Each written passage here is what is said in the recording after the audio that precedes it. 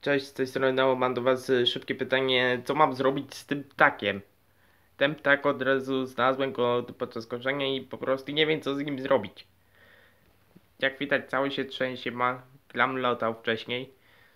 Cały jest prawie bez piór. Ma tylko na górze, nie ma w ogóle na dole i co ja mam z nim zrobić? Mam do was pytanie życiowe, bo na serio nie wiem co z tym ptakiem zrobić. Gidel proponował mi do weterynarza z tym uroczym ptaszkiem, ale nie wiem, czy mu się uda akurat. Na serio proszę was o pomoc.